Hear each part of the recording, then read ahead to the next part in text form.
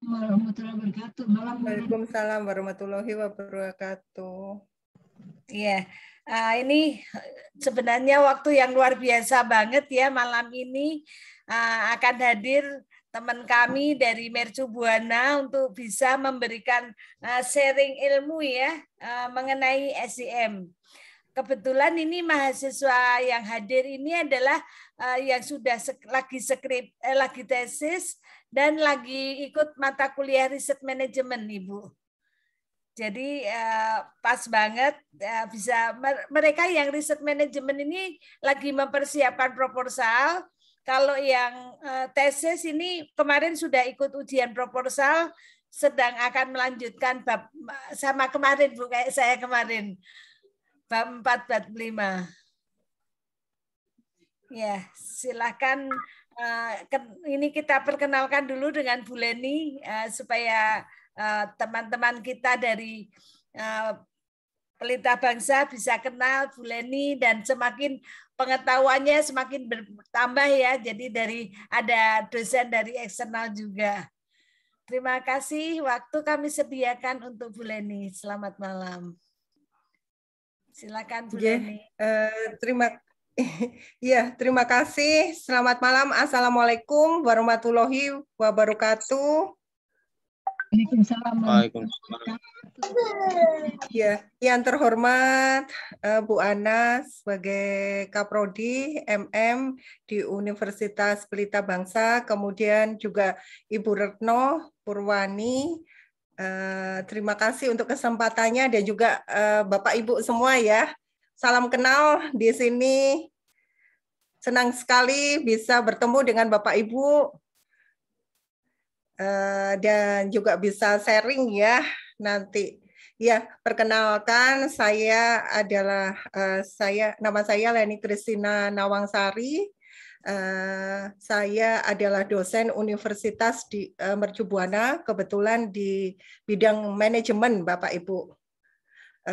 Kemudian selain jadi dosen, saya juga sering memberikan pelatihan-pelatihan begitu Bapak Ibu untuk sertifikasi terkait dengan penelitian untuk 3 tahun ini saya fokus penelitian di Green Human Resources Management. Begitu sekilas perkenalan dari saya, Bapak Ibu. Baik, saya akan Bu Retno dan Bu Ana mohon izin ya. Saya akan langsung sharing ya Bu Retno, Bu Ana. Mohon izin untuk sharing.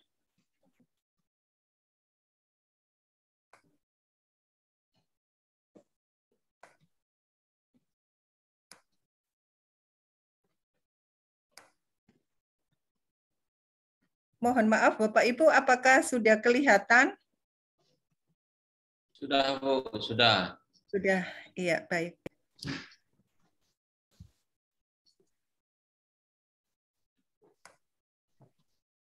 Ya, pada kesempatan malam hari ini saya mau sharing terkait dengan materi Green Human Resources Management ya Bapak Ibu. Sebentar. Saya klik. Iya, terkait dengan Green Human Resources Management. Seperti kita ketahui bersama bahwa terkait dengan Human Resources Management di saat ini ada perubahan-perubahan ya Bapak Ibu. Di awal kalau bicara terkait dengan human resources, itu terkait dengan apa Bapak Ibu?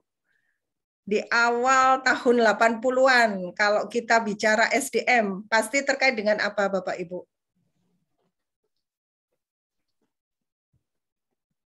Terkait dengan apa? Terkait dengan administrasi ya. Administrasi, absen, begitu ya. Terkait dengan absen, terkait sama apa lagi? Pembayaran, payroll, gitu ya. Kemudian setelah itu ada perubahan begitu ya.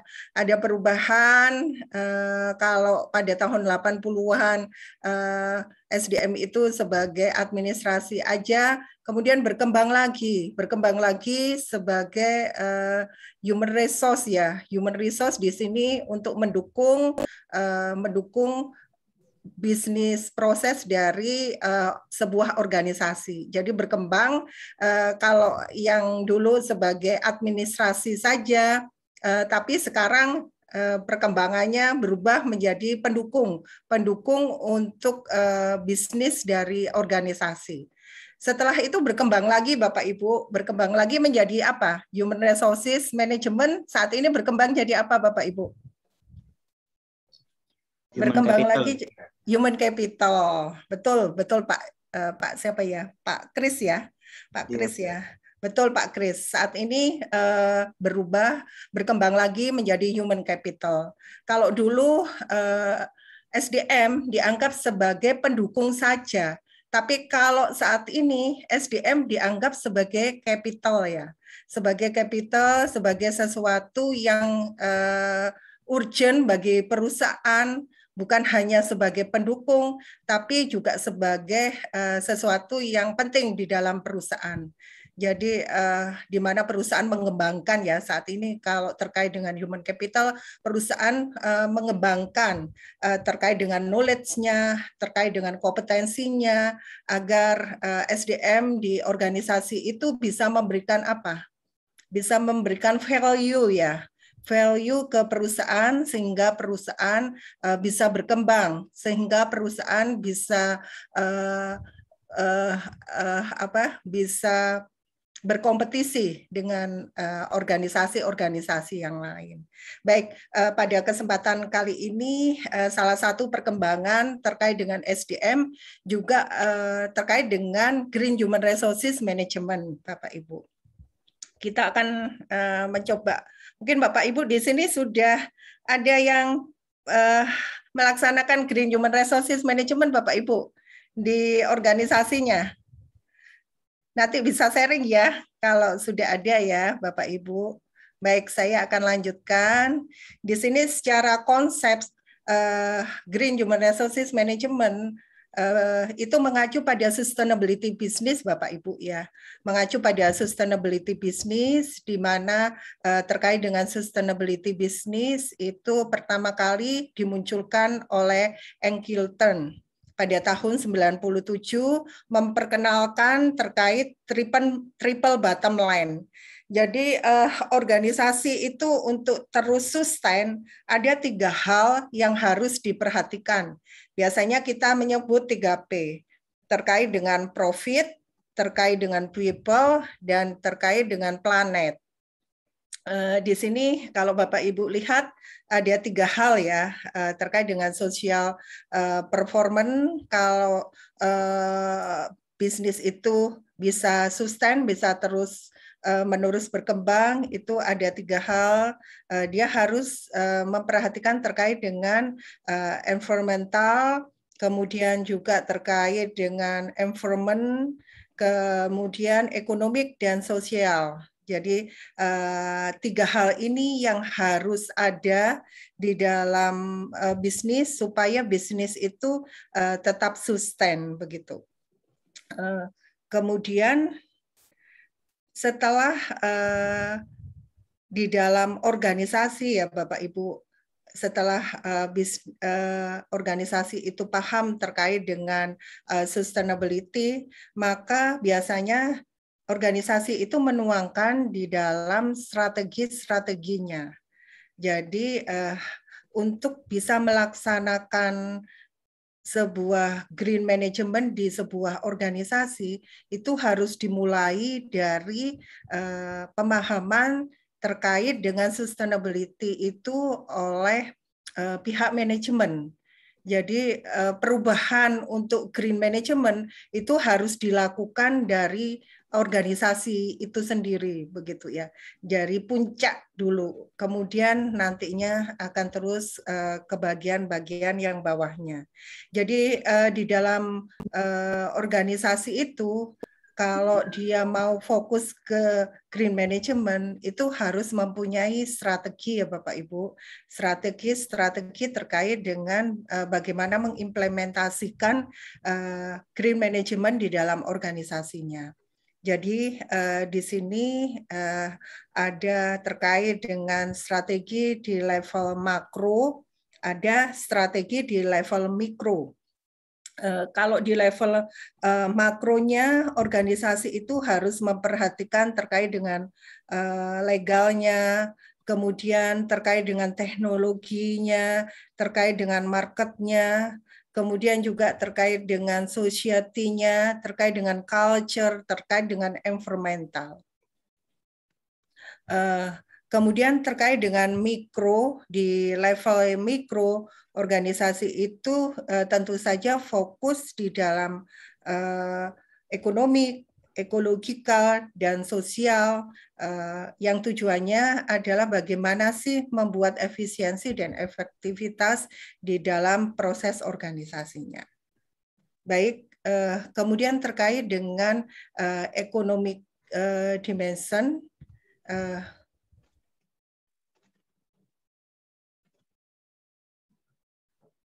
terkait dengan economic dimension di dalam corporate sustainability strategi, itu harus memperhatikan terkait dengan inovasi dan teknologi.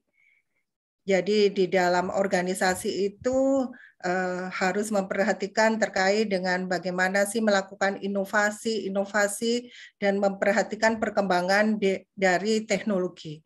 Kemudian selain itu juga memperhatikan collaboration. Saat ini kolaborasi ini adalah salah satu cara perusahaan agar bisa bersaing begitu. Kalau dulu mungkin persaingan antar perusahaan, tapi sekarang ini sudah mulai bagaimana berkolaborasi agar bisa bersaing secara sehat, agar bisa nantinya tetap bertahan di dalam globalisasi dan bisa tetap sustain. Selain innovation dan juga collaboration, ada juga knowledge management Bapak Ibu. Jadi di dalam organisasi knowledge management harus terbangun dengan bagus begitu. Jadi ada proses untuk knowledge sharing di dalam organisasi. Dan juga selain itu diperhatikan terkait dengan operasional proses, kemudian ada supply chain, kemudian ada sustainability report. Itu terkait dengan economic dimension di dalam sustainability strategi. Kemudian yang kedua, P yang kedua, kalau tadi profit, sekarang people ya, atau social dimension di dalam corporate sustainability. Jadi kalau terkait dengan social dimension di sini, organisasi harus memperhatikan terkait dengan stakeholder dan shareholder organisasi tersebut. Kalau stakeholdernya terkait dengan masyarakat yang di sekitarnya, kemudian terkait dengan pemerintah, kemudian juga terkait dengan misalnya pelanggannya, kemudian pemasoknya, kemudian yang tidak kalah penting adalah karyawan di organisasi tersebut. Kemudian kalau shareholder terkait dengan pemegang saham yang ada di organisasi tersebut. Hal-hal apa yang perlu diperhatikan di dalam social dimensions untuk corporate sustainability strategi ini? Yang pertama adalah terkait dengan corporate government. Jadi di dalam organisasi itu corporate governance-nya harus terbangun dengan baik sehingga ada keadilan di dalam organisasi tersebut. Selain itu juga di dalam organisasi itu juga membangun terkait dengan motivasi, bagaimana memberikan motivasi, insentif ke karyawan-karyawannya sehingga karyawannya bisa bersemangat untuk bekerja untuk organisasi tersebut. Kemudian yang selanjutnya juga memperhatikan health and safety, kemudian juga memperhatikan human capital development, Dan yang tidak kalah penting juga memperhatikan ethical behavior dan human right. Itu terkait dengan social dimension. Kemudian selanjutnya memperhatikan P yang selanjutnya terkait dengan ecological ya Bapak Ibu ya, terkait dengan ecological dimension di dalam corporate sustainability strategi, di mana organisasi itu memperhatikan ya bagaimana caranya mengurangi emisi di dalam udara, gitu, emisi polusi-polusi udara, kemudian mengurangi emisi air, kemudian juga mengurangi emisi tanah, kemudian juga memperhatikan terkait pembuangan sampah-sampah ya, sampah-sampah terutama di mungkin ada Bapak Ibu yang bekerja di dalam perusahaan ya, perusahaan manufacturing itu banyak sekali kadang-kadang sampah-sampah yang berbahaya begitu ya. Sampah-sampah industri yang berbahaya juga harus diolah dengan baik. Kemudian terkait dengan isu environmental production, di mana di dalam membuat produk itu harus memperhatikan terkait dengan green-nya. Misalnya di dalam menggunakan bahan material untuk membuat produk itu, proses produksinya, kemudian packaging-nya, itu juga harus memperhatikan terkait dengan proses green. Ini ada contoh case study ya Bapak Ibu, terkait dengan Walmart ya. Bapak Ibu mungkin sudah paham terkait dengan Walmart. Ini adalah supermarket yang terkenal ya, yang terkenal di US ya, di mana pada waktu itu manajer store-nya itu melihat bahwa di sini Bapak Ibu mungkin bisa melihat minuman ya, di supermarket itu menjual minuman, kemudian di dalam boxnya tersebut dulu itu full dengan lampu-lampu untuk menarik pelanggan begitu. Tapi di sini manajer itu melihat bahwa lampu-lampu itu sebetulnya sih tidak begitu penting, karena mungkin di supermarket itu lampunya sudah terang begitu ya. Jadi tidak perlu ada lampu-lampu yang membuat dia melihat sebuah pemborosan begitu. Kemudian setelah dilakukan mungkin lampu-lampu itu sudah tidak digunakan lagi, dicopot. Kemudian ternyata ada sesuatu hal yang surprise ya, di dalam 1 tahun ternyata Walmart tersebut bisa melakukan penghematan sebesar $1 miliar ya, hanya untuk penghematan lampu-lampu tersebut. Itu adalah salah satu contoh di mana hal yang kecil mungkin di kantor kita gitu, kita mempunyai kebiasaan yang pada waktu pulang kita tidak mematikan lampu, pada waktu pulang, pada waktu offline ya, kita tidak mematikan lampu, tidak mematikan PC kita yang barusan kita pakai begitu. Kita melihat itu sederhana begitu. Tapi kalau kita mempunyai perilaku yang sadar green begitu, hal itu akan nantinya membuat efisiensi ya. Mungkin efisiensi untuk penghematan biaya listrik. Mungkin juga kalau kita melakukan penghematan, misalnya penghematan air dan sebagainya, banyak lagi efisiensi yang nanti didapatkan oleh organisasi terkait dengan penghematan terkait dengan environmental. Sampai di sini, Bapak Ibu, ada yang perlu kita diskusikan? Silahkan. Monggo, silahkan. Ternyata sudah banyak ya, Bu Retno ini ya, sudah mulai banyak, mulai berdatang. Iya, mulai berdatangan ini sudah 19. Iya, terima kasih. SDM semua ini, Bu. SDM semua ya, Ibu. Yeah. Silakan Kalau teman-teman mau sharing, monggo terkait dengan Ya, implementasi. ini banyak menjadi ini tokoh-tokoh ini semua di HRD manajer nih Pak Khairuddin, Pak Eko, Pak Tarto ini ya manajerial. Ini udah pada manajerial. Ya. Ayo Mas Kriswanto, Mas Simon. Bisa Ya, didiskusikan nih. selamat malam Bu Leni. Ya, selamat malam. Maaf Pak, Ya, selamat siapa malam ya? Bu Leni. Ya, Kak Harudin, malam Bu. Iya, Pak Khairuddin. Ya. Ya, terima kasih Bu. Paparannya memang sangat baik sekali. Nah, mungkin saya sekedar sharing saja Bu.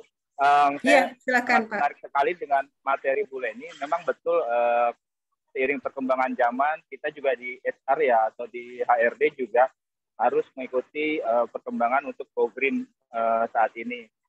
Dan kebetulan mungkin sekedar sharing, di tempat saya bekerja di Jababeka, ya, di PT Bumi Mulia itu sudah 1 tahun terakhir kita sudah mulai coba inovasi. Kita coba menginstal yang namanya itu solar panel di semua gedung kita. Nah, itu tujuan utama dari owner kami memang untuk visioner ke depan supaya nanti kita bisa lebih menghemat daya listriknya tersebut supaya lebih efisien untuk cost perusahaannya. Jadi kita sudah mencoba invest menggunakan solar panel di setiap atap gedung bangunan. Nah, itu investnya sangat luar biasa, miliaran. Dan yang menariknya adalah yang pertama komplain adalah pihak Cikarang Listrindo. Nah, Cikarang Listrindo ini kan penyuplai listrik terbesar di Jawa Beka. Ibaratnya PLN-nya swastanya ya, gitu. Nah, di Cikarang Listrindo ini awalnya komplain dia komplain bahwa wah itu nanti akan menghambat bisnis kami Pak, gitu. Mestinya sih tidak melakukan atau menginstal solar panel gitu. Nah, tapi dengan lobby dan juga dengan apa ya maksud visi dan misi dari perusahaan tersebut, akhirnya Cikarang Listrindo ini terimalah dengan konsekuensinya. Jadi beberapa perusahaan itu mungkin belum banyak yang menggunakan atau menginstal solar panel ini. Tapi nanti lambat tahun seiring perkembangan zaman pasti setiap perusahaan pasti akan ikut atau invest pasang tenaga listrik surya ini. Nah, pasti suatu saat akan ikut ke alih teknologi sumber listrik ini. Nah, dari perusahaan kami cukup menghemat kos pengeluaran listrik tersebut sekitar 60%. Wah, luar biasa banget. Yang tadinya kita 100% disuplai dari Cikarang Listrindo, kita sekarang cuma ketergantungan sama Cikarang Listrindo cuma 40%. Jadi yang 60%-nya itu memang betul-betul kita bisa menggunakan sumber daya listrik sendiri dari solar panel. Walaupun mungkin di awal investnya sangat luar biasa, miliaran ya. Nah itu saya sangat menarik sekali dengan paparan materi dari Bu Leni tadi. Langsung saya teringat nih, wah ini memang harus dilakukan. Setiap perusahaan pasti lambat laun akan melakukan itu. Itu Bu. Terima kasih Bu Leni atas paparan materinya. Iya, terima kasih Pak Harudin. Iya, memang benar ya, memang benar saat ini sudah mulai perusahaan-perusahaan sudah mulai melakukan green building ya Bapak, itu tadi terkait dengan solar panelnya dan hasilnya luar biasa. Memang kadang-kadang kendala dari implementasi dari green management ini adalah cost, seperti yang tadi Pak Harudin sharingkan ya.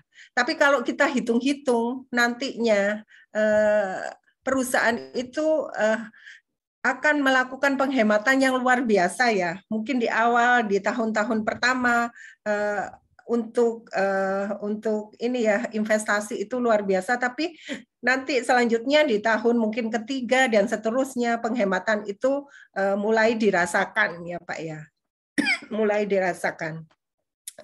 Baik, terima kasih Pak Khairuddin. Mungkin ada Bapak Ibu yang lain, silahkan. Di sini banyak, ada 18. Bapak Ibu yang lain, monggo, silahkan. Izin bertanya Ibu Leni, dengan saya Mayer Ibu. Ya, Pak Mayer. Kalau melihat paparan tadi dari green yang Ibu sampaikan tadi menarik sekali, Bu. Memang selama ini HRD kerjaannya hanya untuk payroll, absensi, sanksi, reward, dan pelatihan dan sebagainya. Cuman menjadi pertanyaan, apakah ini ada faktor pengaruh dari sociality yang 5.0 dan industri 4.0, Bu, sehingga harus ada HRD itu melakukan perubahan.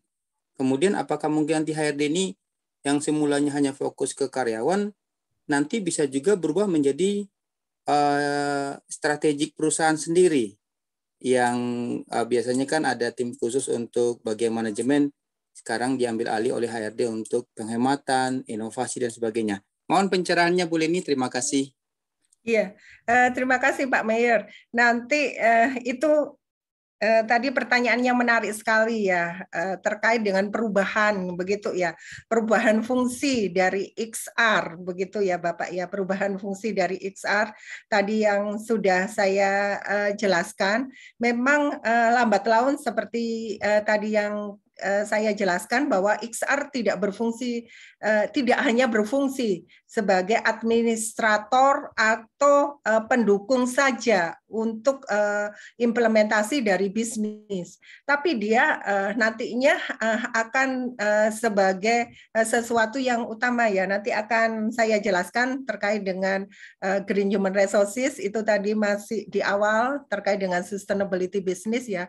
Bagaimana kita XR bisa sebagai nantinya sebagai pelopor ya, pelopor untuk implementasi green di organisasi kita begitu Pak. Jadi memang benar ada perubahan begitu, dan nantinya perubahan itu memang dimulai dari puncak ya Pak ya, dari manajemen puncak, kemudian nantinya akan turun ke bawah, dan masing-masing nantinya akan mengimplementasi terkait dengan green.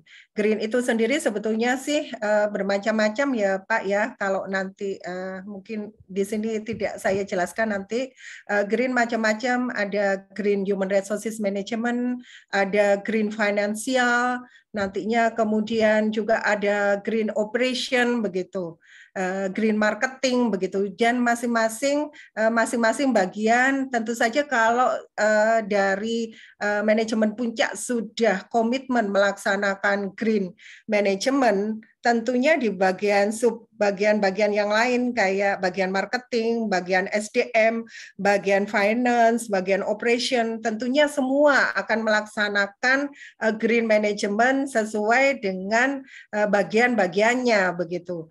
Kalau yang marketing ya melaksanakan terkait green marketing begitu, dan kalau kita yang di XR akan melaksanakan human resources, green human resources management begitu.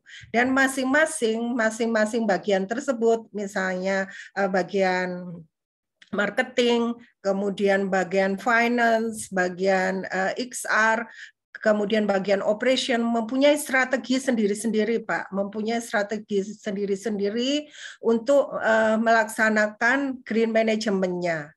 Tentu saja semuanya akan dipelopori oleh XR, karena biasanya XR sendiri ini yang menjadi pelopor ya, misalnya terkait dengan bagaimana nanti pelatihan begitu, tentunya semuanya melalui XR, pelatihan, kemudian juga penilaian kinerja, kemudian juga sistem reward gitu ya, reward dan punishing, kemudian bagaimana mengelola terkait dengan talent manajemennya.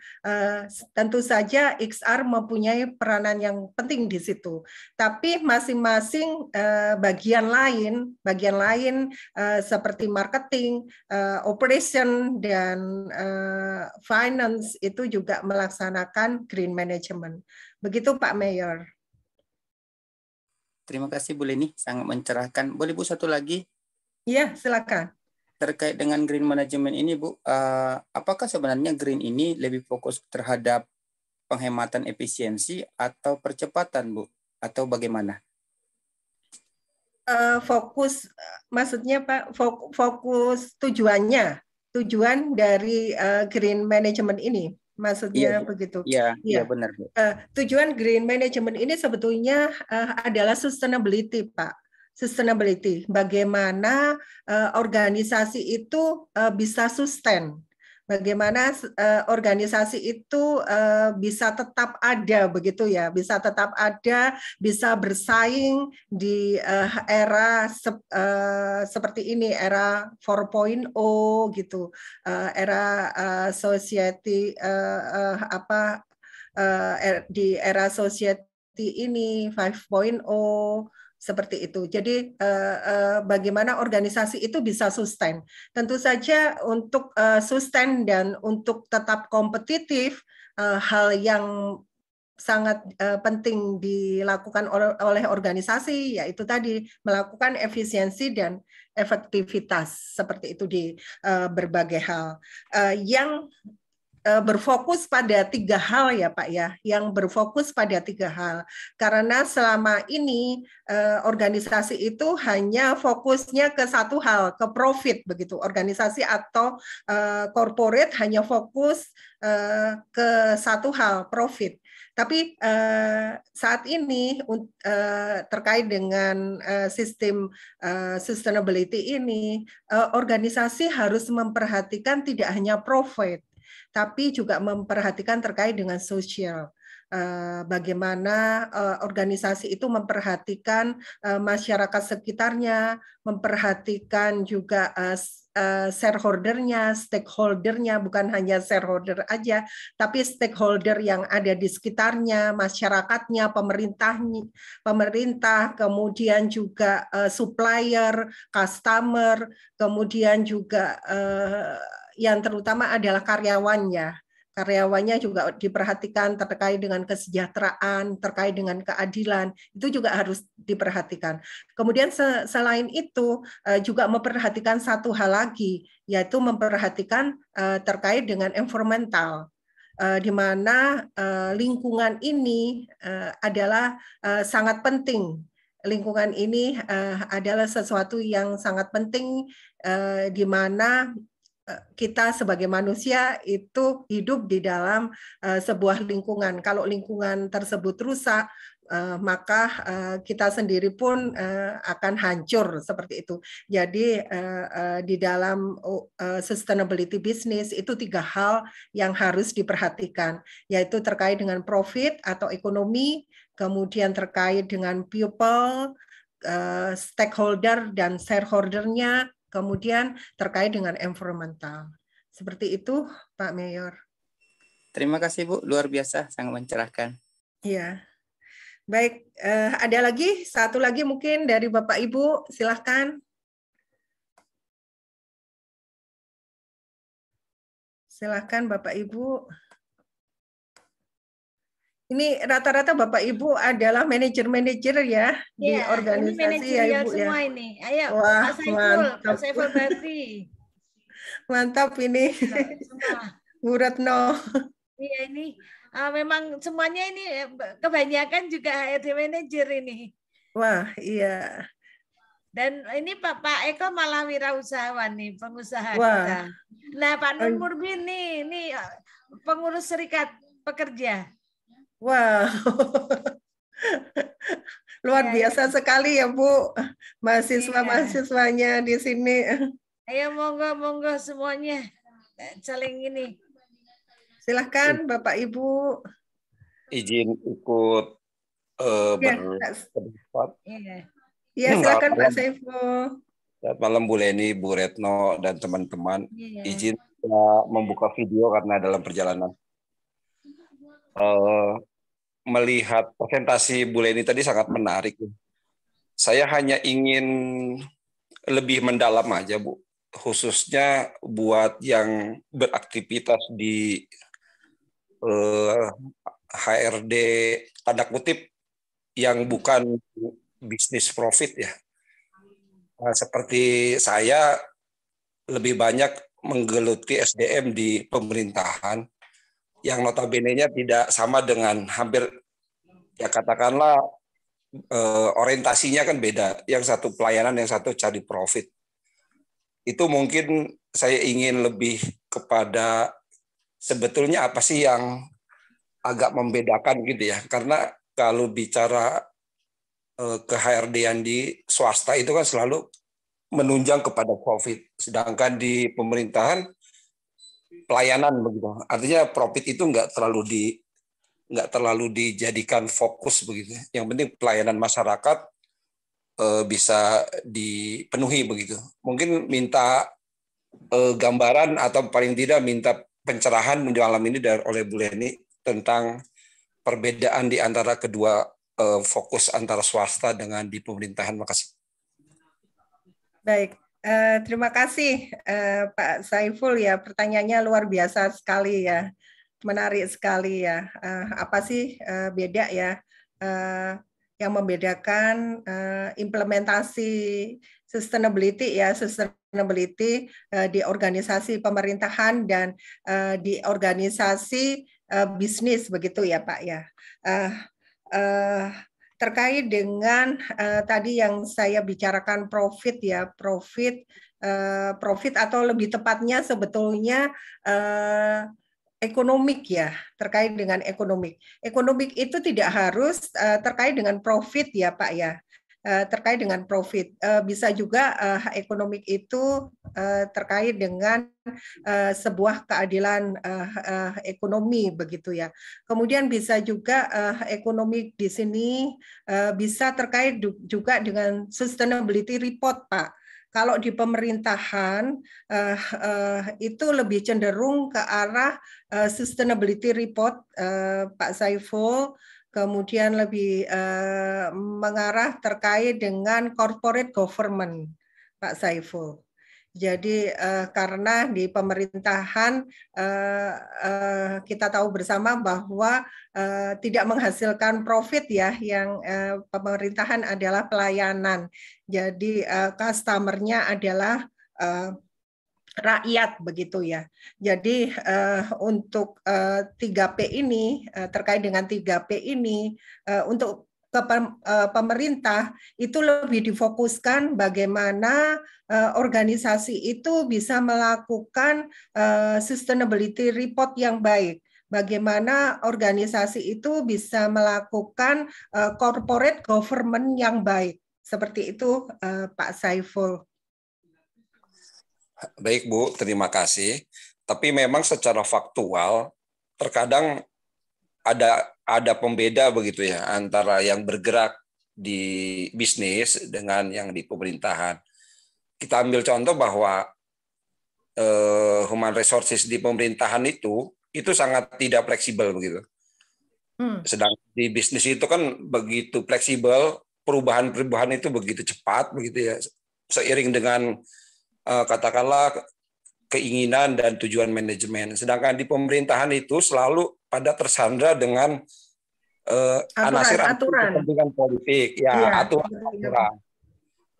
Menyangkut penataan organisasi aja kan, itu harus mengacu ke turunan-turunan dari, katakanlah dalam hal ini HRD-nya pemerintah kan Menpan RB lah katakan. Dalam mengatur resourcesnya aja ke bawah itu kan begitu sulit. Walaupun perubahan itu ada, tapi tidak secepat seperti bisnis kan. Iya, sehingga betul. Saya masih melihat bahwa sepertinya harusnya ada bidang khusus gitu loh, menyangkut human resources yang ada di pemerintahan ini. Artinya kajian-kajian lebih mendalam menyangkut penataan yang ada di pemerintahan. Mungkin itu saja. Terima kasih Bu Leni atas pencerahan. Iya, terima kasih Pak Saiful. Iya, beberapa penelitian terkait dengan Green Human Resources ya Bapak ya. Ada beberapa teman-teman sudah melakukan terkait dengan implementasi Green Human Resources di pemerintahan. Memang benar banyak hal yang di situ yang berpengaruh, terkait juga dengan budaya organisasi, terkait juga dengan leadership ya. Itu juga sangat mempengaruhi dari implementasi Green Human Resources di pemerintahan. memang ada beberapa penelitian yang menyatakan belum maksimal ya, belum maksimal mungkin karena banyak hal ya yang ada kendala-kendala yang ada seperti itu Pak. Tapi ini terus menerus dilakukan, memang terus menerus dilakukan penelitian-penelitian terkait dengan human resources di pemerintahan selain green human resources. Ya, terima kasih tadi sarannya Pak Saiful. Baik, ada pertanyaan lagi atau saya akan meneruskan ya? Saya akan meneruskan menjelaskan ya Bapak Ibu. Baik.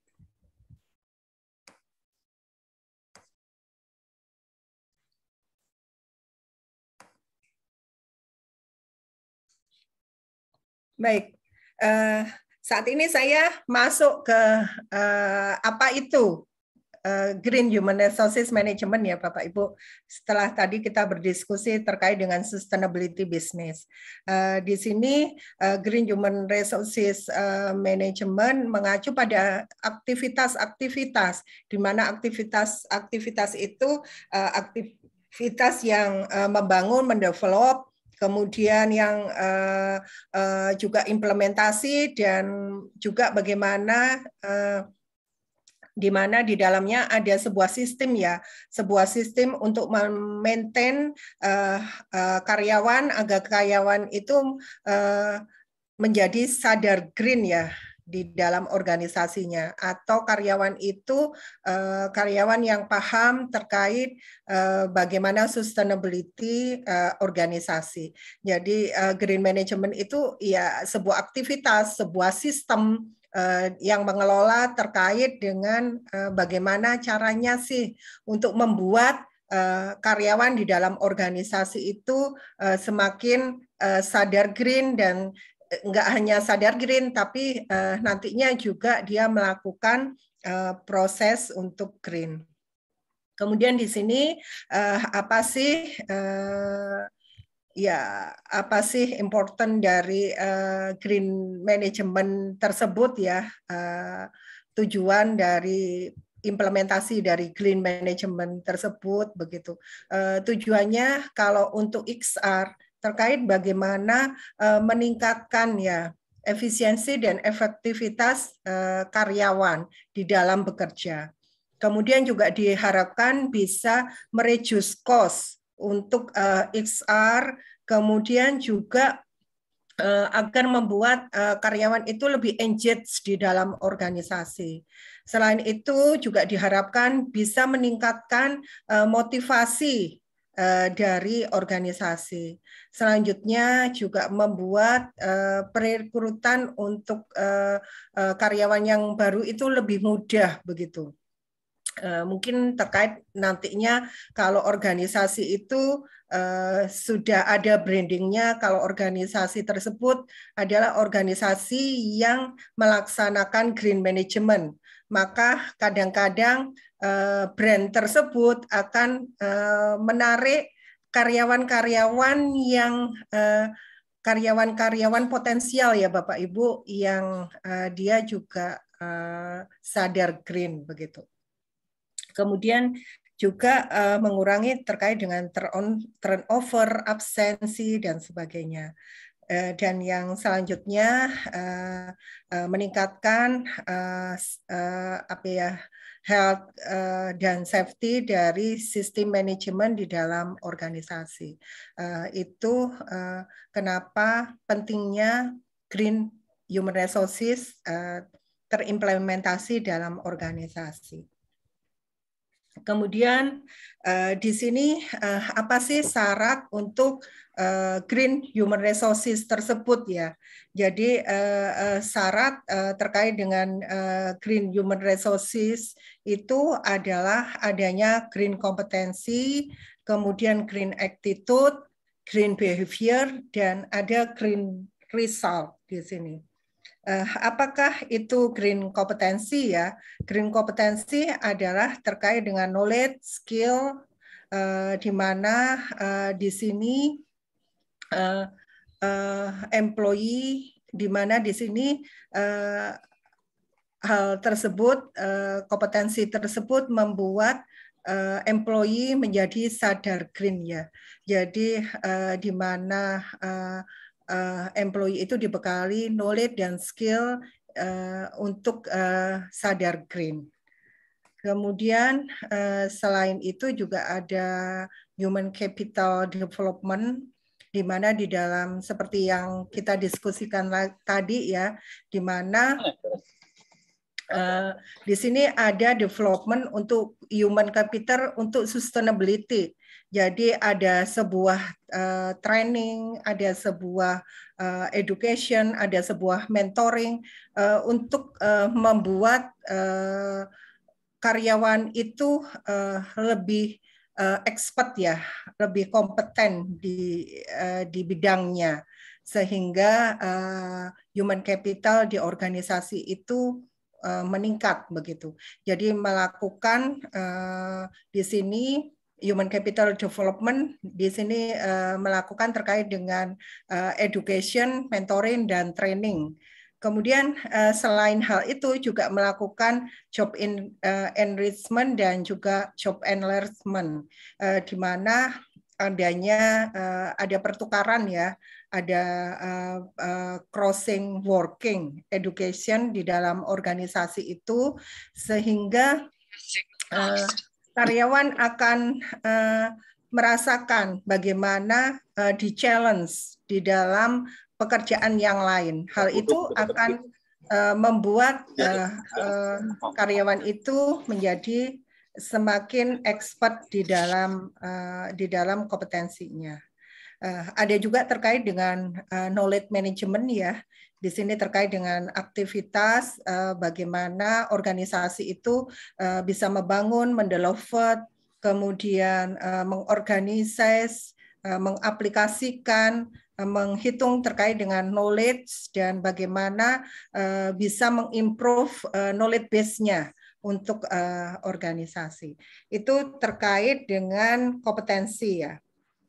Kemudian terkait dengan attitude di dalam green management, green attitude ini juga penting ya. Green attitude terkait dengan knowledge terkait dengan knowledge dari karyawan di organisasi itu, apakah dia paham terkait, jadi kognitif terkait dengan knowledge, apakah karyawan itu paham terkait dengan green. Kemudian juga terkait dengan afektif, terkait dengan sikap, apakah sikapnya itu juga mencerminkan dia sadar akan green. Dan yang terakhir terkait dengan behavior ya, behaviornya apakah sudah sadar green. Kemudian yang selanjutnya green behavior, di sini ada green organizational citizenship behavior, ada green interpersonal citizenship behavior, dan ada green official behavior. Kalau terkait dengan green organizational citizenship behavior atau biasanya juga disebut OCB ya, disebut OCB, di mana di sini para karyawannya melakukan sesuatu kegiatan yang membantu organisasi secara keseluruhan untuk mencapai organisasi, tujuan dari organisasi tersebut, supaya organisasi tersebut menjadi organisasi yang green begitu.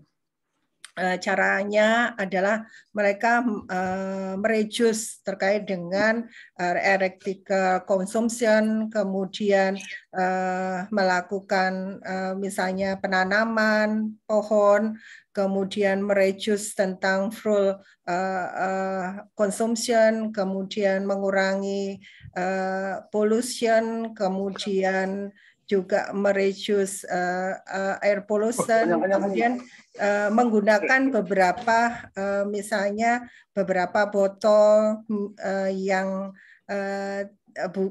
yang tidak satu kali pakai ya. Kemudian tas juga yang tas yang tidak satu kali pakai, bukan tas plastik begitu ya. Itu juga salah satu terkait dengan green organization behavior. Kemudian ada green interpersonal behavior, di mana pada prinsipnya green interpersonal behavior ini adalah bagaimana individu itu sadar kemudian akan green, kemudian dia mengajak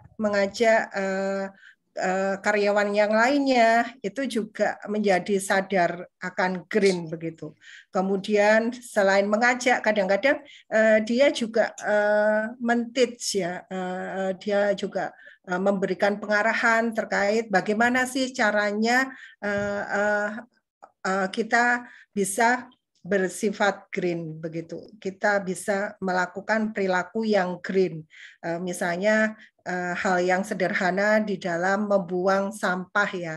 Ada sampah yang organik, ada yang sampah yang anorganik begitu. Itu adalah hal sederhana yang mungkin bisa kita lakukan sebagai interpersonal citizenship behavior. Itu terkait dengan green behavior ya. Yang keempat adalah green result. Di sini green result terkait dengan yang nantinya kalau kita sudah melaksanakan green competention, kemudian green behavior, kemudian tadi green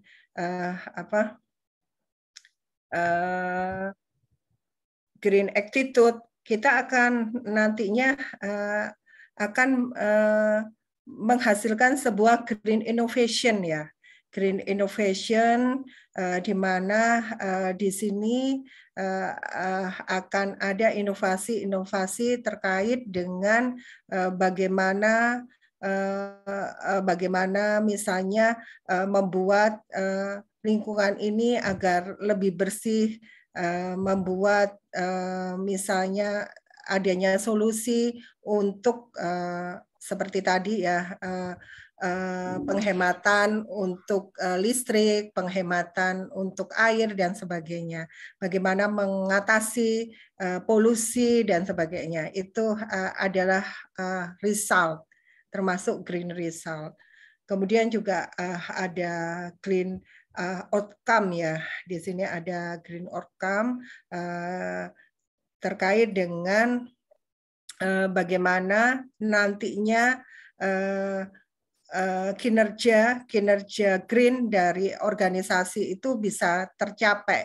Misalnya tadi terkait dengan reduce untuk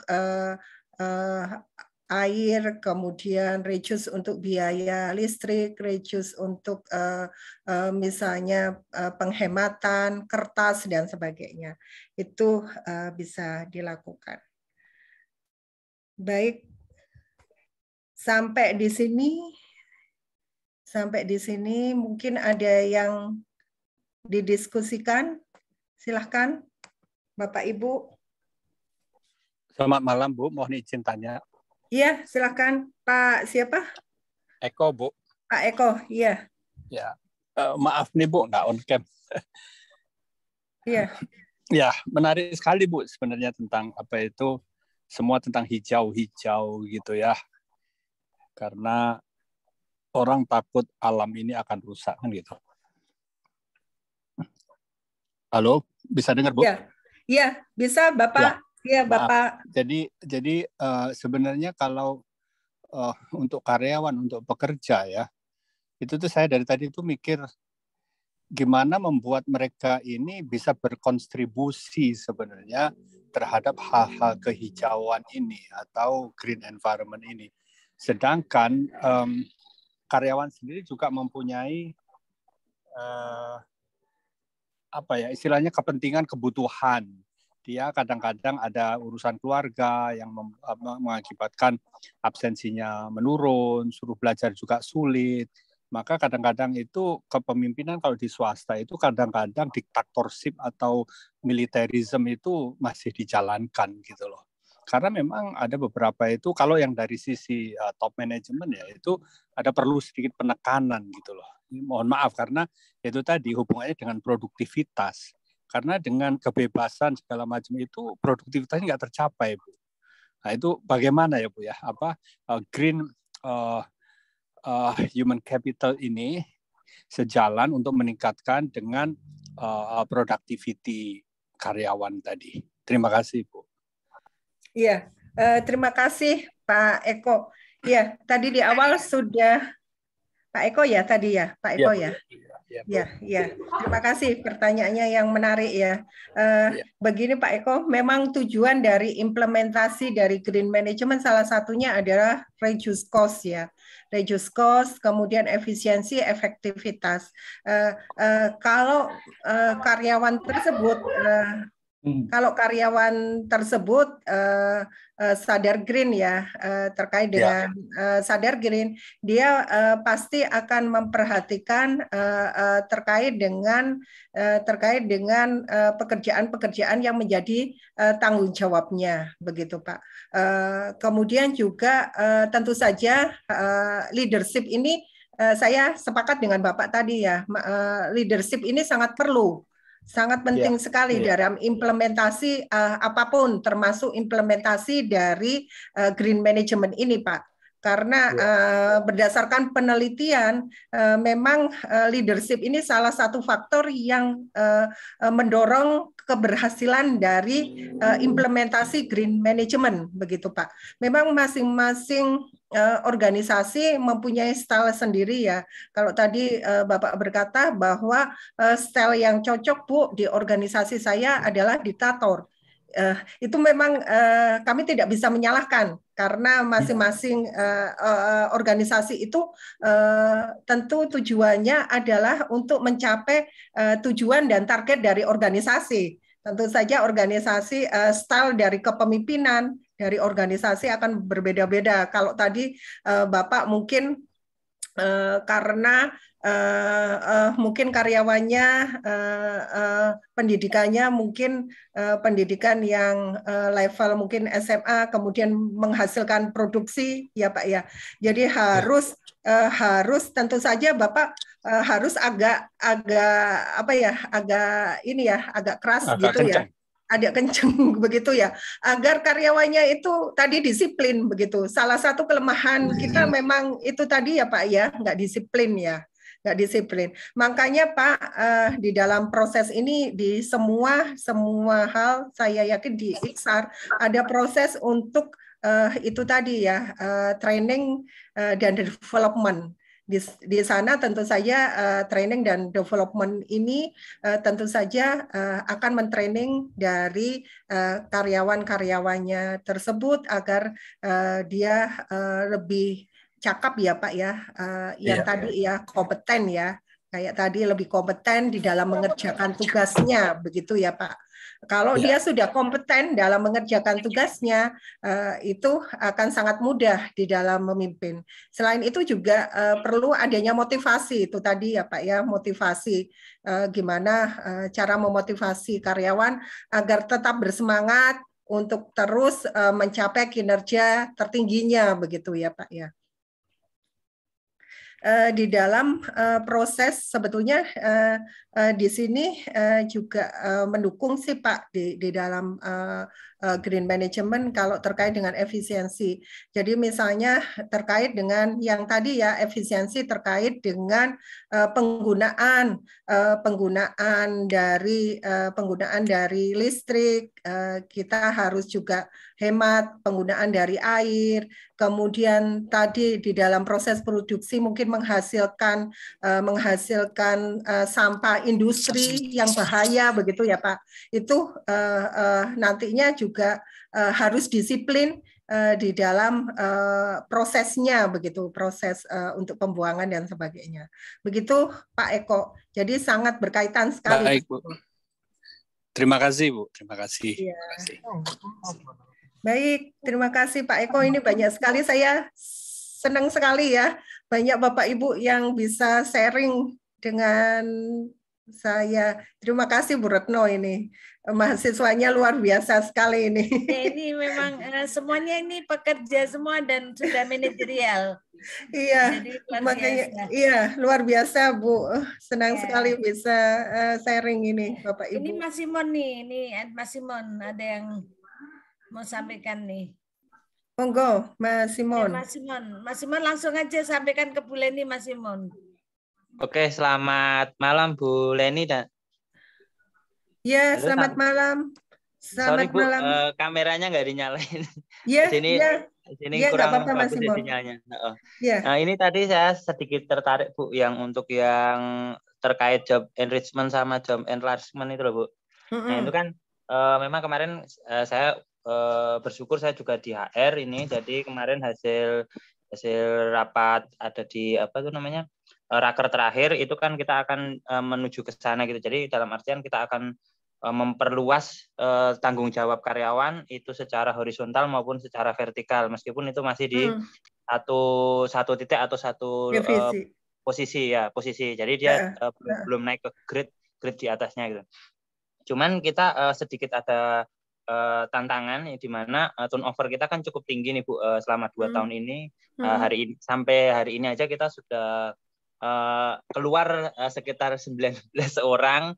Belum sampai besok itu per 1 Desember itu saya masih harus menyelesaikan 3 orang lagi yang sudah mengajukan pengunduran diri. Nah itu menjadi tantangan kita termasuk itu karena mereka adalah generasi di bawah Y, dia di usia 18 sampai usia 23 tahun. Jadi mereka cuma bertahan 3 tahun gitu. Nah, ketika kita lakukan exit interview dengan mereka, itu mereka merasa bahwa ketika saya ditambahin pekerjaan, ketika ditambahin pengetahuan untuk pelatihan atau skill yang baru atau ditambahin tanggung jawab yang lebih dibandingkan posisi job desk-nya dia sedikit menuntut saya dapat apa?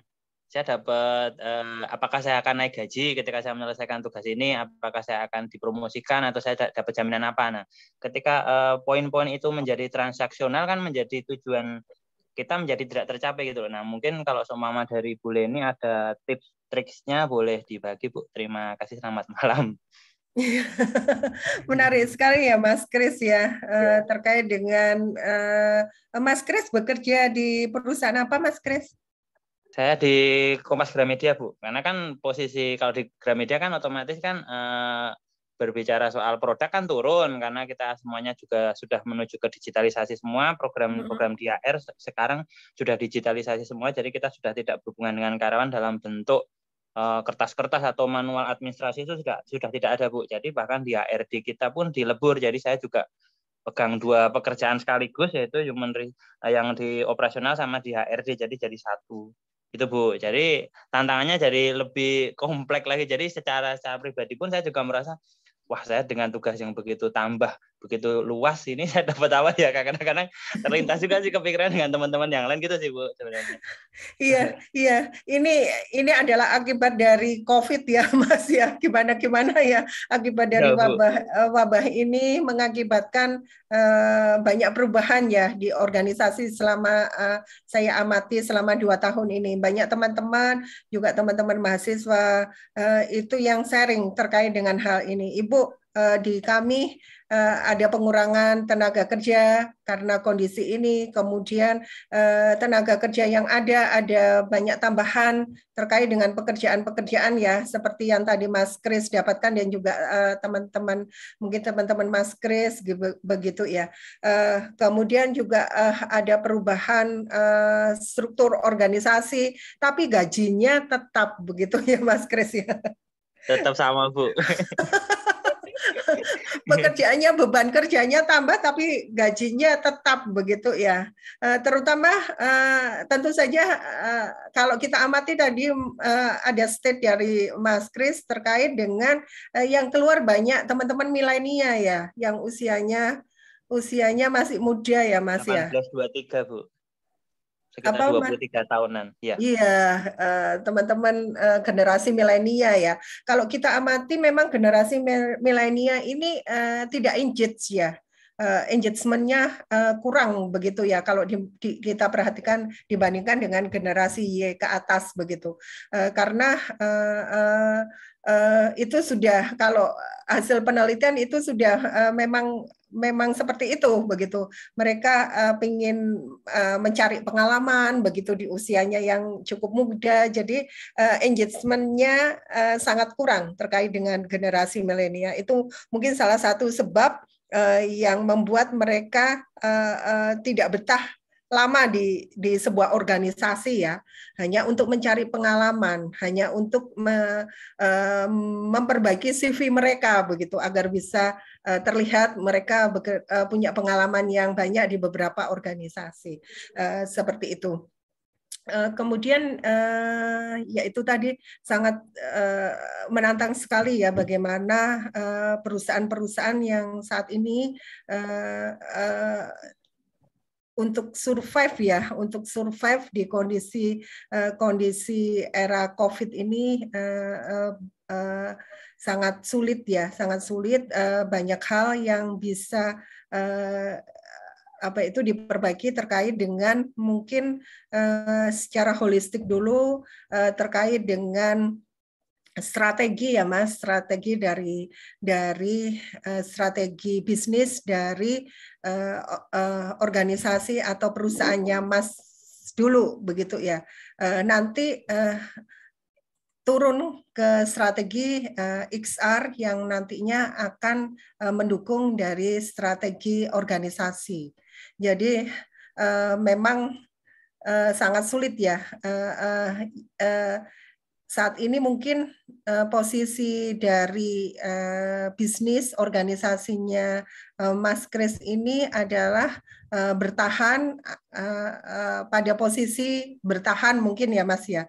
Jadi banyak hal yang dilakukan untuk pada posisi bertahan untuk organisasi ini mungkin bisa melakukan inovasi-inovasi ya Mas Kris ya. Inovasi-inovasi, kemudian bisa juga melakukan kolaborasi dengan organisasi yang lain. Kemudian kalau terkait dengan karyawannya, tentu saja karyawannya di sini harus multitasking ya Mas Kris ya, mau tidak mau harus multitasking karena di sini karyawan harus mendukung dari core bisnisnya begitu Mas Kris. Kalau dilihat dulu kalau core bisnisnya saat ini sedang ada masalah begitu ya, tentu saja otomatis karyawannya ini harus mendukung untuk organisasi itu tetap survive begitu Mas. Begitu kalau menurut saya Mas Kris. Ya Bu, nah itu multitasking itu kemarin pas banget, itu kan usulan dari Cikarang, karena kan kita bekerja di grup nih, Kompas Gramedia itu grup. Nah dari Cikarang kita mengajukan untuk improvement-nya adalah multitasking. Nah itu memang masuk dari improvement saya kemarin. Jadi bagaimana kita itu benar-benar kemarin dari tahun lalu, dari 2019 sampai 2020 kita melakukan flexible capacity. Nah, kita akan menuju ke multitasking tadi yang Ibu maksud tadi. Cuman ternyata ketika mau diterapkan itu ada kendalanya ya di titik. Contohnya ketika mau diterapkan di semua grup ternyata berbeda tantangannya. Kalau umpamanya di kita kan secara orderan itu semakin bervariasi meskipun oplahnya itu turun gitu loh Bu. Kalau sumpama dulunya itu sampai 1 juta, sekarang orderannya mungkin 300.000, tapi variasinya dulunya 345 sekarang bisa menjadi 40, 20. Nah, jadi kan menuntut orang itu menjadi harus mengerjakan lebih gitu. Nah, tantangannya adalah karyawan kita cukup banyak, tetapi kompetensinya dia contoh orang cetak ya dia hanya tahu cetak doang. Nah, tetapi ke depan kita mau menggerakkan dari cetak berubah menjadi orang jilid, dari jilid berubah menjadi orang packing. Nah, proses perubahan itu dari transisi dari cetak digeser ke dirotasi ke jilid, dari jilid dirotasi kemanapun di mana tempat yang itu load pekerjaannya tinggi. Nah, di situ kita mempunyai tantangan aja Bu. Jadi Mas, kalau seumpama saya dipindahkan ke sini, saya dapat skill-nya tambah, saya dapat apa? Saya dapat bonus apa enggak? Saya dapat gaji. Nah, di titik itu yang perlu strategi atau tips gitu loh, Bu. Mungkin itu sih yang saya masih cukup mencari apa ya, gimana enaknya itu gitu. Tadi ya Mas ya. mungkin harus dibangun terkait dengan culture ya, sebuah culture kebersamaan mungkin dibangun dulu, kemudian juga nantinya akan ada komitmen begitu ya. Ya, kita paham sih untuk mereka yang kurang kompetensi akan kita berikan training ya dan development. Tapi terkait dengan hal itu mungkin hal yang mungkin perlu diperkuat ya di dalam organisasinya Mas Kris adalah bagaimana corporate culture-nya begitu untuk kebersamaannya itu Mas yang perlu ditingkatkan sehingga nantinya karyawan akan lebih komit gitu, akan lebih komit. Kalau misalnya organisasi itu tidak bisa merubah terkait dengan itu tadi salary. Sebetulnya sih gampang aja sih Mas ya, Mas Kris ya.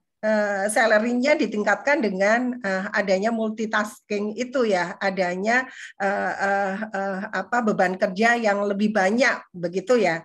Gampangnya begitu. Tapi kalau misalnya perusahaan saat ini belum mampu begitu, apa yang dilakukan?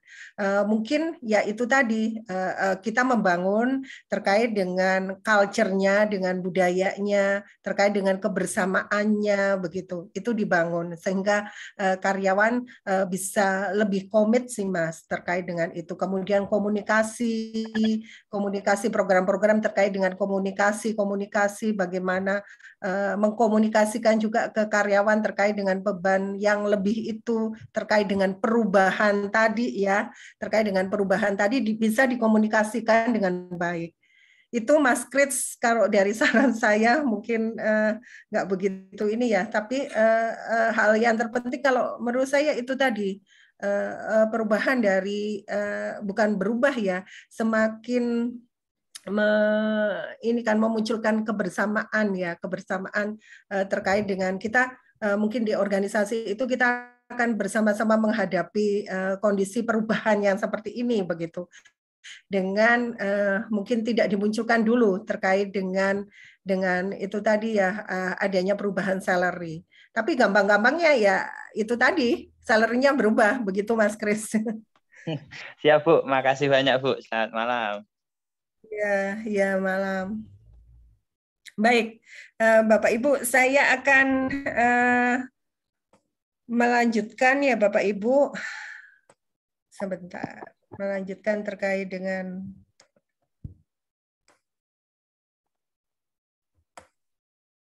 tadi ke close.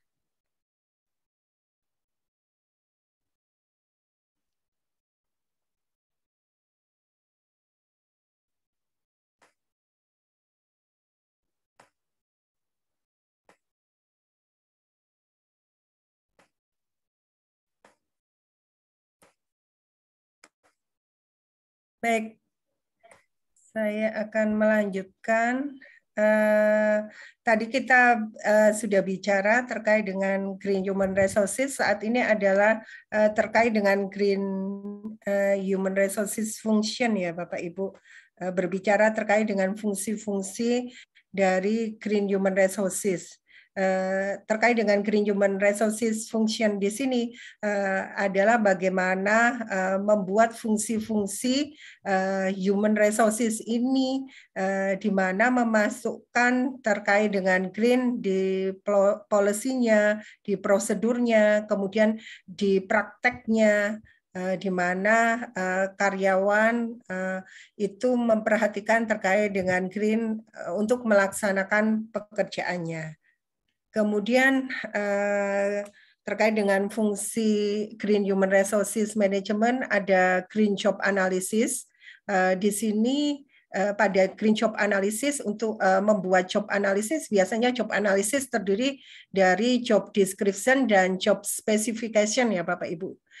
Jadi sejak awal pada waktu membuat job analysis, XR harus memperhatikan dimensi-dimensi yang menjadi tugas terkait dengan environmental itu sudah didefinisikan di dalam job description untuk masing-masing jabatan begitu. Jadi pada job description sudah ada dimensi-dimensi terkait dengan perilaku green ya di dalam pekerjaannya, di dalam job specification-nya, di dalam job description-nya. Kemudian terkait dengan job specification, terkait dengan syarat ya, syarat untuk pekerjaan itu juga sudah dimasukkan terkait dengan kompetensi karyawan itu sadar akan green begitu. Jadi sudah dimasukkan di dalam spek untuk sebuah jabatan, misalnya jabatan terkait dengan manajer XR begitu. Itu sudah dimasukkan terkait dengan spek di mana misalnya karyawan itu harus paham terkait dengan perilaku green begitu. Itu dimasukkan di dalam job specification dan job description. Itu terkait dengan green job analysis. Kemudian terkait dengan green recruitment, di sini terkait dengan kriteria ya. Di sini organisasi juga mengkomunikasikan kepada karyawan terkait proses rekrutmen dan seleksi. Kemudian juga menyeleksi calon-calon dari karyawan yang dia sadar akan green. Kemudian juga misalnya di dalam job application-nya dia juga menyantumkan terkait dengan dia pernah melakukan kegiatan-kegiatan yang berkaitan dengan green, melakukan CSR dan sebagainya. Itu terkait dengan green recruitment. Kemudian juga bisa proses green recruitment ini terkait dengan misalnya dia melakukan rekrutmen, kalau saat ini mungkin sudah wajar ya, misalnya rekrutmen dilakukan secara online begitu. Rekrutmen dilakukan secara online, tentu saja hal ini akan ada banyak penghematan ya, ada banyak penghematan yang dilakukan organisasi kalau dia melakukan rekrutmen secara online. Itu juga salah satu aplikasi implementasi dari green recruitment. Kemudian selanjutnya green introduction. Di sini adalah di mana organisasi memperkenalkan terkait dengan organisasinya ke karyawan barunya. Kemudian di sini juga organisasi akan menjelaskan terkait dengan program-program, terkait dengan program-program green yang dilaksanakan di organisasi tersebut, sehingga karyawan tersebut mempunyai green citizenship behavior ya, green citizenship behavior di mana karyawan tersebut nantinya juga akan berperilaku green di dalam organisasi tersebut. Kemudian selanjutnya adalah green training. Di sini terkait dengan green training, karyawan tersebut diberikan training-training terkait dengan program-program bagaimana dia bisa berperilaku green. Kemudian juga dilakukan training need analisis ya, terkait dengan mengidentifikasi kebutuhan-kebutuhan training dari employee. Kemudian bisa juga di sini terkait dengan green training, implementasi misalnya pelaksanaan green tersebut dilakukan secara online begitu. Pelaksanaan green dilakukan misalnya berbasis komputer. Itu adalah salah satu implementasi dari green training. Kemudian selanjutnya ada green performance evaluation ya. Di sini adalah untuk mengevaluasi dari job performance dari karyawan, di mana memperhatikan di dalam performance evaluation ini memperhatikan terkait dengan kriteria-kriteria yang green yang sudah disampaikan tadi ya. disampaikan tadi di job analysis pada waktu job description tersebut kan ada tugas-tugas terkait dengan green, itu dievaluasi. Kemudian di sini juga ada proses untuk performance feedback interview yang dilakukan oleh XR biasanya. Jadi setelah ada evaluasi, ada performance feedback interview yang dilakukan XR kepada karyawannya, bagaimana memperbaiki terkait dengan performanya begitu. Itu untuk proses green performance evaluation. Selanjutnya adalah green reward. Di sini perusahaan memberikan insentif ya, finansial insentif untuk employee terkait dengan performanya. Tentu saja yang berkaitan dengan green dan bukan green ya. Kemudian juga memberikan non-financial reward seperti ucapan selamat dan sebagainya, penghargaan, recognition pada employee yang dia menjalankan tugas-tugas terkait dengan green. Dan di sini beberapa company yang sudah melakukan green, ada Body Shop, Unilever, Bank Mandiri, dan sebagainya, IKEA, ini beberapa perusahaan Astra Internasional yang sudah melaksanakan green management ya, green management. Baik, Bapak, Ibu, ini referensi yang saya ambil. Baik, Bapak Ibu, itu adalah materi saya. Silakan kalau kita mau diskusi lagi ini.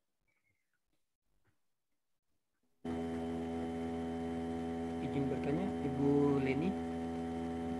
Halo.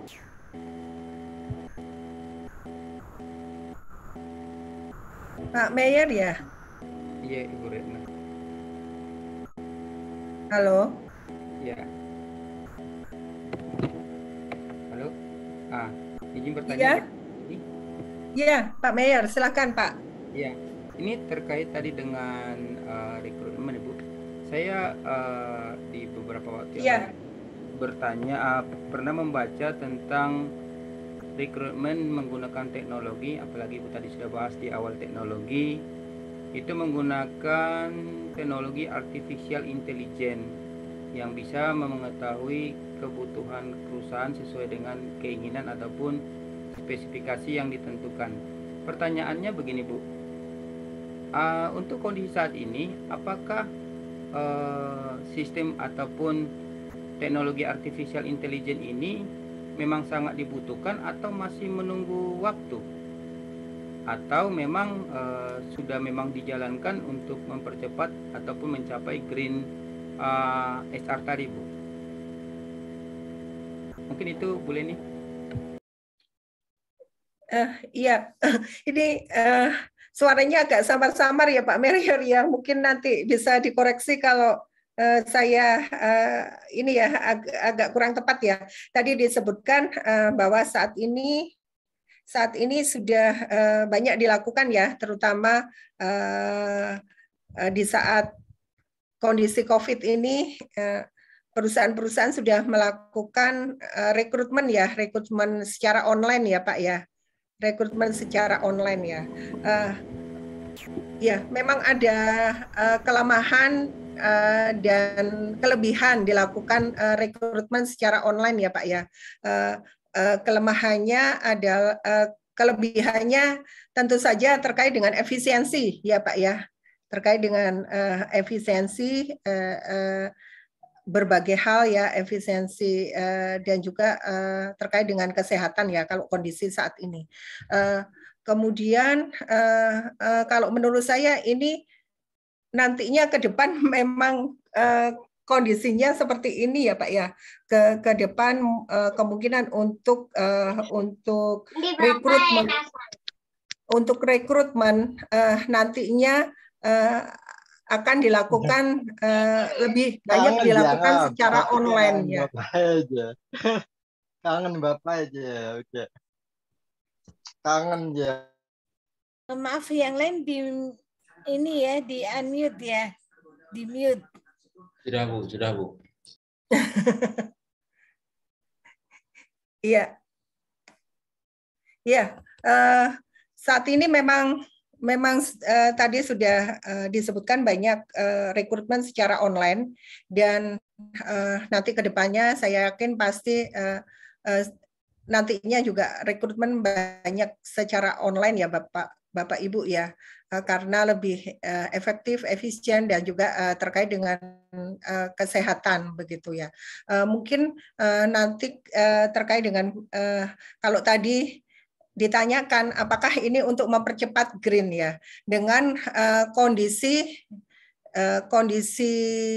COVID saat ini ya, itu ada, kalau saya lihat ya, mau tidak mau terkait dengan teknologi digitalisasi, dengan kondisi COVID ini, mau tidak mau organisasi dan kita semua mau tidak mau ya melaksanakan ya, ikut mempercepat proses untuk perubahan teknologi, semuanya terkait dengan digitalisasi, termasuk di XR ya Pak siapa tadi, Pak Mayor ya, termasuk di XR. Digitalisasi ini bukan sesuatu pilihan, sudah suatu keharusan ya, suatu keharusan kalau kita melakukan digitalisasi di berbagai hal, termasuk di dalam proses, mungkin di dalam proses XR, di dalam rekrutmen, di dalam proses nantinya juga mungkin training, kemudian juga proses performance appraisal, proses salary, semuanya sudah digitalisasi. Tentu saja proses digitalisasi itu kalau dikaitkan dengan green itu membantu green karena melakukan banyak penghematan Pak. Tentu saja kalau di training biasanya perusahaan mengeluarkan banyak hal ya. Kalau training training dan rekrutmen secara online ya, secara offline tentu banyak biaya yang dikeluarkan. Tapi kalau sekarang dengan online tentu akan mereduce banyak hal begitu. Begitu Pak Mayor. Jadi sangat mendukung green ini, proses greennya semakin cepat begitu di dalam berbagai hal. Begitu Pak Mayor. Iya Bu, karena memang di jurnal yang pernah saya baca itu apa ada kemungkinannya nanti karena kan artificial intelligence atau sistem kecerdasan buatan itu dapat menggantikan fungsi dari HR sendiri, baik dari segi rekrutmennya, interviewnya, bahkan penyeleksiannya. Dan menjadi pertanyaan saya tadi itu, apakah teknologi nanti tidak akan mengganggu ataupun mereduce fungsi HR itu sendiri, Bu? Karena melihat teknologi kan semakin jauh. Itu pertanyaannya. Iya, Bu. Kalau teknologi, ini Pak, ilmu manajemen itu, kalau menurut saya ya, manajemen itu adalah ilmu dan seni, begitu. Mungkin ilmu bisa digantikan teknologi, seni itu tidak bisa digantikan sama teknologi, Pak. Misalnya seni komunikasi, begitu ya. Seni Anda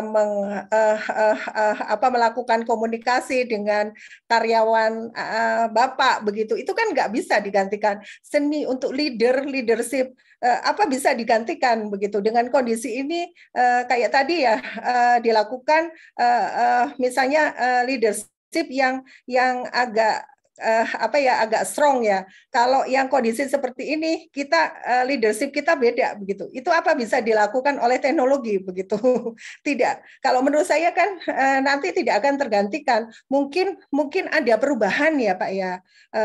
Perubahan terkait dengan fungsi XR begitu ya. Ada perubahan kayak sekarang ini kan sudah ada perubahan dari human resources menjadi human capital begitu ya, ada perubahan begitu. Jadi dulu XR sebagai pendukung saja, sekarang XR sebagai capital, sebagai modal, salah satu modal di dalam sebuah organisasi. Itu kan ada perubahan seperti itu begitu.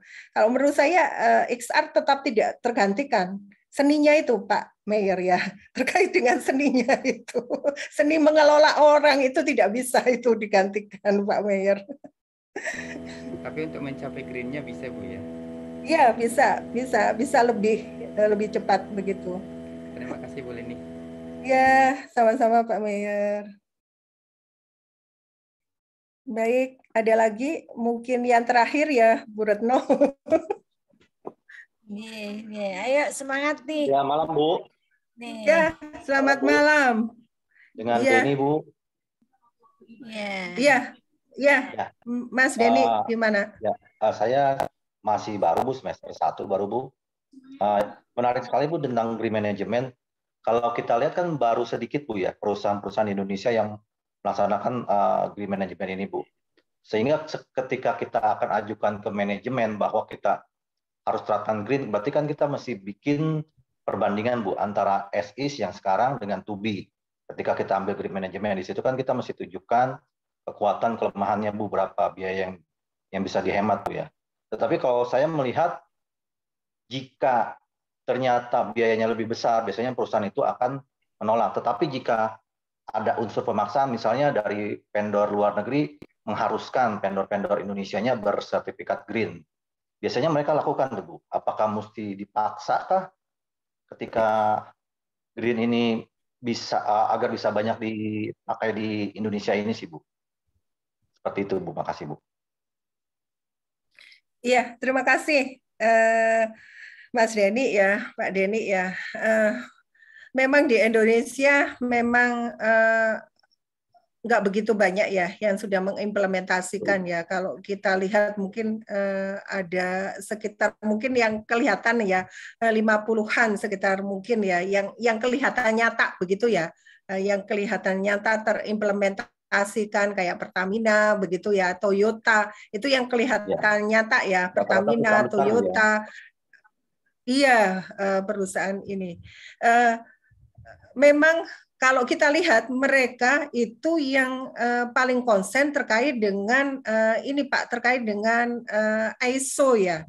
Sebetulnya ISO sendiri sudah ada ISO 14001 yang mewajibkan perusahaan-perusahaan itu untuk memperhatikan terkait dengan green-nya di organisasinya, termasuk di konsul ISO 14001 itu di 5, 7 dan berapa itu terkait dengan implementasi Green Human Resources Management, Pak.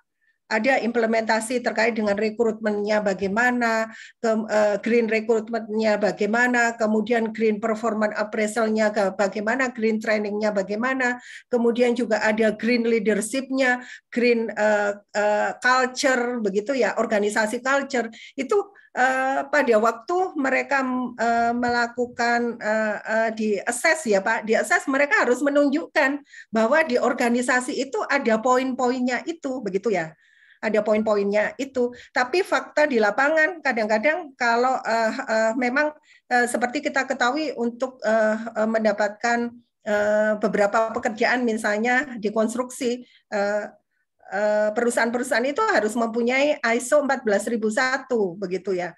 Tapi fakta di lapangannya kadang-kadang itu cuma administrasi saja begitu, belum terimplementasi dengan baik begitu ya Pak ya. Iya, jadi cuma administrasi aja ya. Organisasi ini punya ISO 14001 begitu. Tapi kalau kita amati di dalamnya, apakah di dalam ISO 14001 ada green loh ya, ada green human resources, green leadership, green organisasi culture, apakah ada? Belum tentu ada begitu. Itu hanya syarat aja ya mungkin. Kadang-kadang ISO juga bisa dibeli begitu ya Pak ya.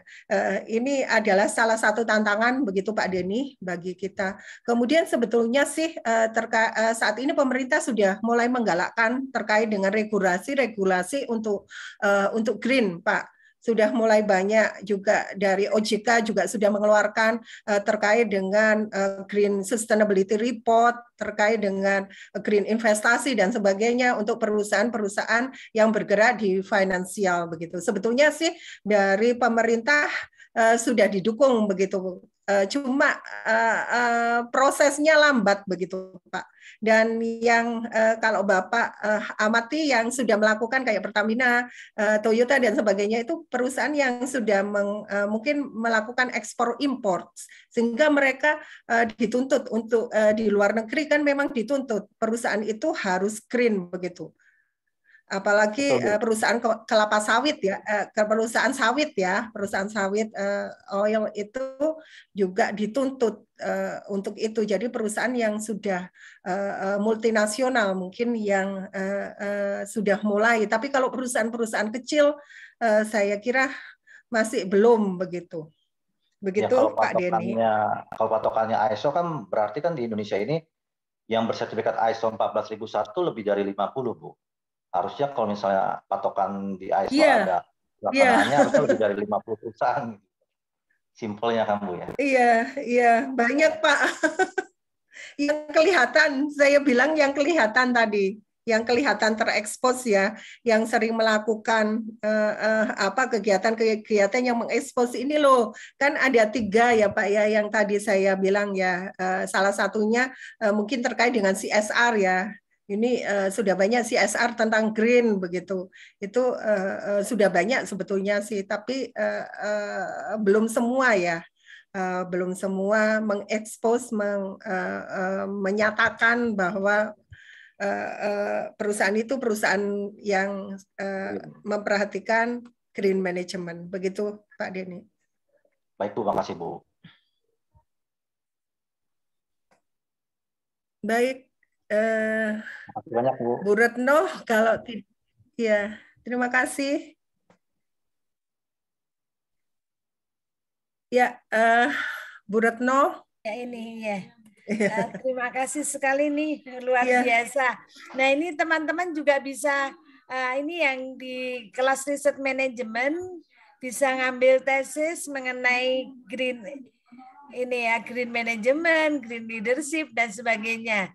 Seperti apa yang disampaikan Ibu tadi, ya, sungguh masukan nanti yang kalau luar biasa. Nanti kalau ada teman-teman yang mau mengambil terkait dengan green human resources, begitu terkait dengan green leadership, green culture, silahkan menghubungi saya. Beberapa jurnal dengan mahasiswa ya. Dengan mahasiswa, saya dengan mahasiswa itu banyak yang terkait dengan green, Bu Retno, karena bisa citasi 3 tahun ini saya fokus. Nanti nanti Bu bisa dibuka kan di Leni Nawangsari ya, bisa dibuka di Google Scholar. Iya, Ibu. Sungguh luar biasa banget nih. Saya bisa mendukung nih, terutama ini kan SDM bimbingan saya Bu. Jadi saya nanti akan support teman-teman yang mau ngambil tesisnya mengenai macam-macam green ya, green leader. SDM itu luar biasa banget, sangat luas banget ya Bu ya. Jadi bisa masuk. Betul Ibu. Ya, terima kasih sekali waktunya Bu Leni, dan ini menjadi materinya luar biasa ya. Materinya nanti Ibu bisa dikirim ke saya Bu. Materinya sudah saya share. Oh sudah ya? Sudah saya share di sini. Ya. Terima kasih Bu Retno untuk kesempatannya bisa sharing di forum ini di universitas. Semoga nanti bisa tambah lagi lah, kita ada visiting lecture lagi, jadi ada kegiatan-kegiatan lagi ya Bu. Iya. Nanti saya akan sampaikan usulannya kepada ini Prodi MM, karena Bu ini Ana. memang banget ya. Nanti sangat bagus banget, mahasiswa juga ilmunya nambah. Baik. Kemarin. Terima kasih Bapak Ibu ya. Terima kasih untuk sharingnya yang luar biasa. Semoga apa yang saya sampaikan bisa menambah sedikit ya, sedikit dari apa yang sudah ada ya Bapak Ibu. Saya mohon maaf apabila ada yang kurang berkenan Bapak Ibu, dan silahkan kalau ada yang nantinya menghubungi saya untuk saya sharekan terkait dengan materi-materi dan jurnal. Mungkin terkait bisa dengan nomor HP-nya ditulis di chat ini ya Bu. Ya, Ibu. Sebentar saya sharekan.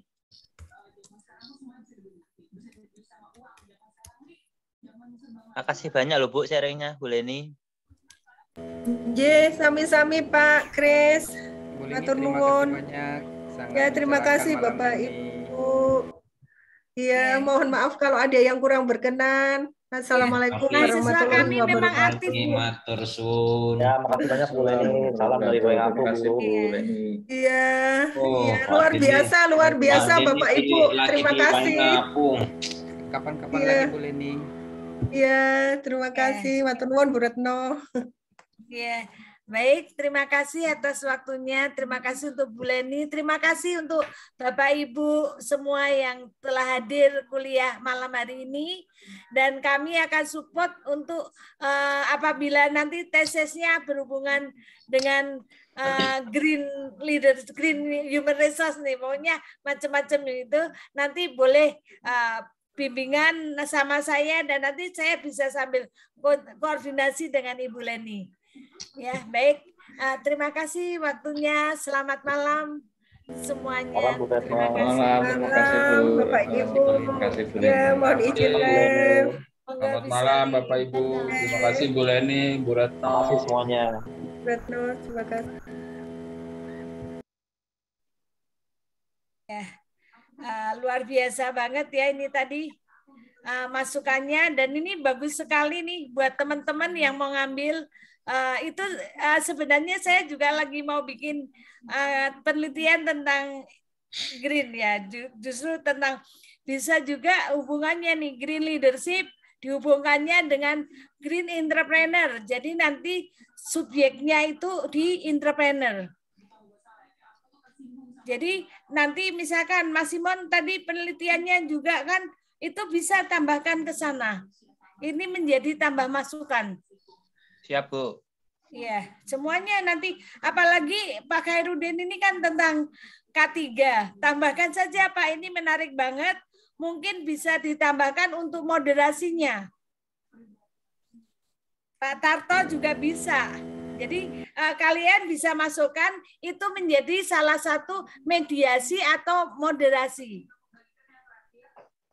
Itu menarik banget di tesisnya. Nanti kebetulan sih saya ini juga menekuni juga untuk itu. Jadi saya akan dorong teman-teman di sini untuk membuat tesisnya dengan green semuanya, green human resource ya. Tapi nggak usah ditulis green human resource, moderasinya, tinggal moderasinya itu kan X aksen. Jadi X aksennya tambahkan green bla bla bla. Ya, baik. Terima kasih atas waktunya. Sampai ketemu nanti di kelas saya hari Kamis. Dan ini bimbingan saya, ini bisa tambah masukannya supaya kita bisa tambahkan masukan ini lebih bagus banget. Baik, terima kasih. Bu Retno. Selamat malam semuanya. Terima kasih teman-teman semua yang Salam Bu.